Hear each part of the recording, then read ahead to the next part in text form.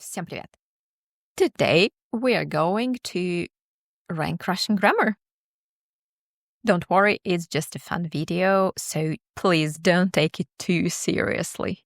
But that said, I will also try to give you some tips and ideas when commenting on different grammar topics. So let's begin. We have 4 categories.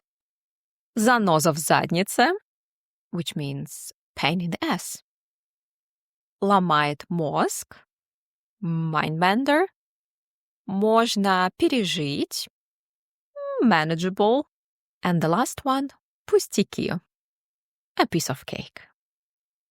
I also decided to add the Russian alphabet. Yes, it's not the part of the grammar, but I think it's also very important, and we start with that. And I guess I would put it into the 3rd category, можно пережить. Because let's be honest, it's not so difficult. Yeah, you need some practice, you need some time, but probably like in few hours, you can already read pretty well. The next one is the gender of nouns. And I think it's пустяки. Comparing to some other languages where you have to technically just memorize the gender of every single word, in Russian it's very clear. Yeah, we have words ended in a soft sign, but even for them, there are some categories or subcategories that can help you to memorize words ended in soft sign, or not just memorize the words, but its gender. Plural nouns. I would say that it's можно пережить, mainly because of the neuter nouns. And the fact that words ended in O in the plural form get A, so later on, for lots of learners, it's a bit difficult to differentiate between neuter plural nouns and feminine nouns. Personal pronouns. I would say it's easy. Honestly, not very difficult. Possessive pronouns. Ooh, yeah, that's a bit complicated, especially because probably you already know that we have to change their forms based on number and also gender and also cases. So yeah, this one requires lots of practice, let's be honest. The next one is the nominative case. Come on, it's very easy. No problems at all. And the accusative case for nouns. So one thing, so if we talk about only animated objects, then I would place it here. But if we also think about animated objects, then probably I would place it here. Можно пережить. Main thing for animated objects, it's very easy. The form itself is very, very easy. We change only feminine nouns. Cool. But if we think about animated objects, then we need to do quite a lot of changes in the accusative case. So, yeah, можно пережить. I think it's the best category. And as a result, the accusative case for adjectives probably should also go to the same category, because for adjectives, we apply the same rule. But in my opinion, the prepositional case for nouns, at least singular nouns for sure, it is very easy. It is very straightforward. We have very clear prepositions, so we know how to use, we know when to use these case, so it's pretty easy. But the adjectives, let's place it here. Yeah, because there are much more forms than for nouns, so we need some practice. We have to work on that. The next one is the present tense. Let's be honest. It definitely should be here. Ломает мозг. Mainly because, first of all, we have two main groups. Then we have lots of exceptions and we have to memorize them. We need to practice. So it's much, much more difficult, again, in my opinion, than, for example, the accusative case for nouns or, I don't know, the prepositional case for nouns, especially singular nouns, as I mentioned before. The next one is adjectives. I wouldn't place it into the пустяки category. I think можно пережить. Yeah. Mainly because we have 4 basic forms, right? Masculine forms, feminine, neuter, plural. Plus there are soft, hard stem adjectives. So as a result, it's not so easy, not 1 minute and we need to practice this. But if you have some problems with, for example, adjectives, what I would recommend first, remember, practice, memorize forms for hard stem adjectives because they are probably the most common ones. And only after look at the soft stem adjectives. But it's just my opinion. Numbers. Oh my God. Yes. Unexpectedly, I think it should go to занос в заднице. Because when I look at this whole category, numbers, I also think about, for example, different cases and how we change them based on those cases and that we should remember them. Honestly, it's difficult, really. In my opinion, yeah. If you're a total beginner, then you don't know that yet. But probably at A2 level, you already see those forms, other forms, and you just have to memorize them. The genitive case. Oh my God. So nouns, singular forms.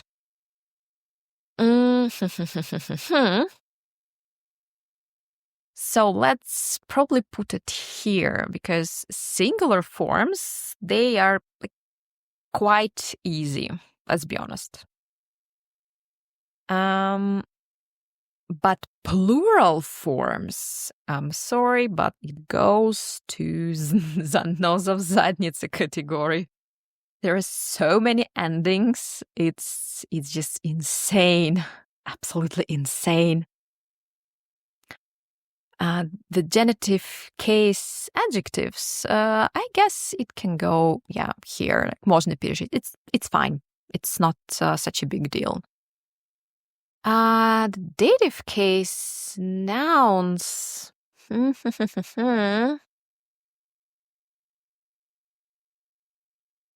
thinking between two categories. Можно пережить и ломает мозг.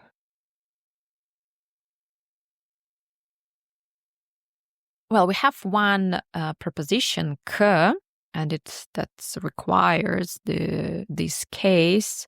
But on the other hand, there are so many verbs that simply require this case, and we have to memorize those verbs. Maybe I would put it here. Yeah, I think. Also because this case is not so common, so learners forget to use it quite often. Maybe that's why. And adjectives, probably they can go to this category.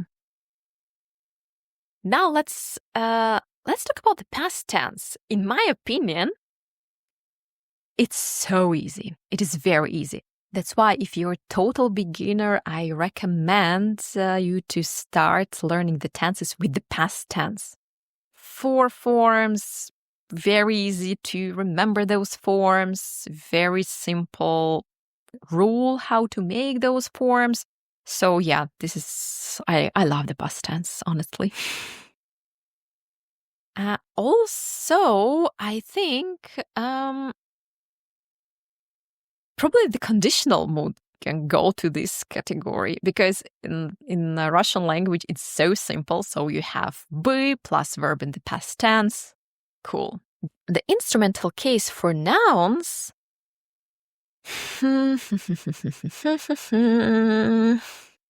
Where to put?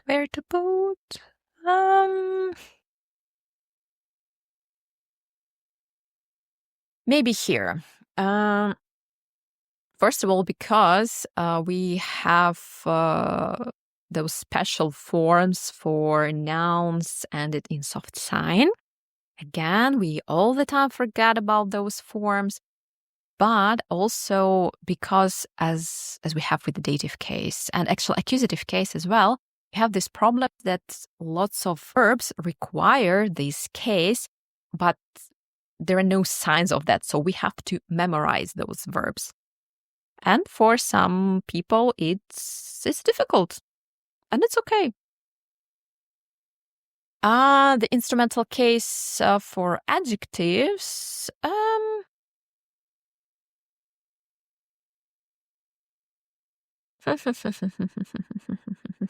Maybe I will put it here only because of the plural forms. The imperative mood.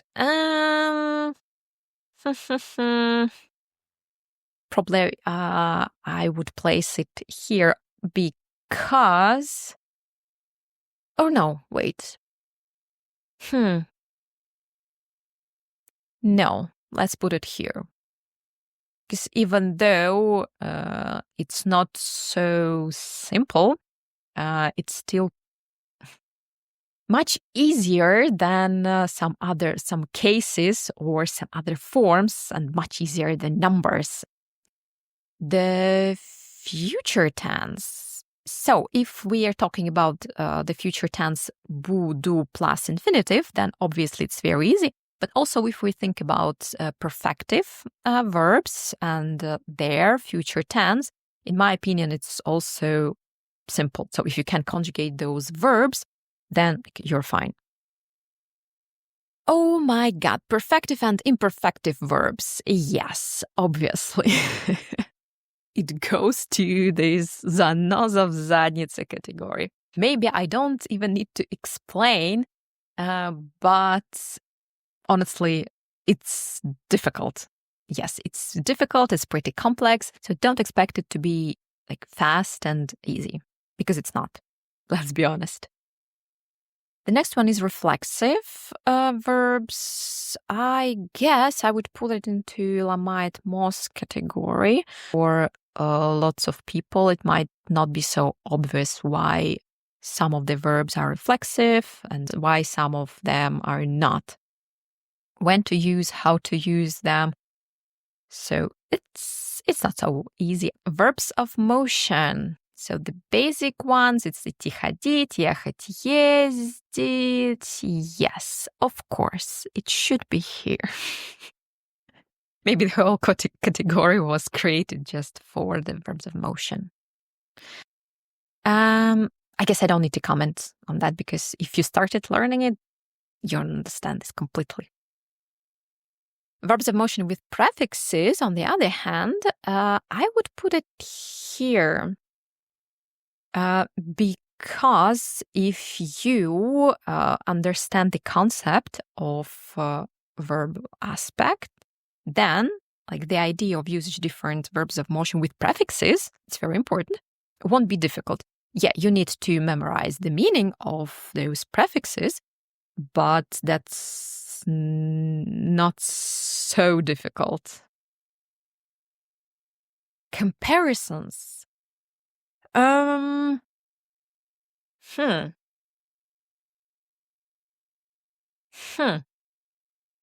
Let's place it here. Можно пережить. Even though the basic rule is very simple, unfortunately, we have lots of adjectives that are not regular. Another thing is that the most common adjectives are not regular, so technically you just have to memorize them. And it's a bit annoying, honestly.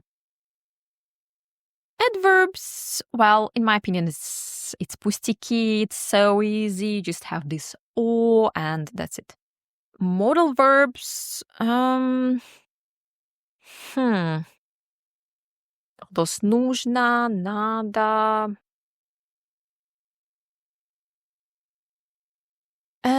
Let's put them here. Yeah, let's put them here. I think it's можно пережить. Right. It's not so easy because some verbs require, for example, dative case, other just like nominative case, but overall, they're fine. Ooh, the participle.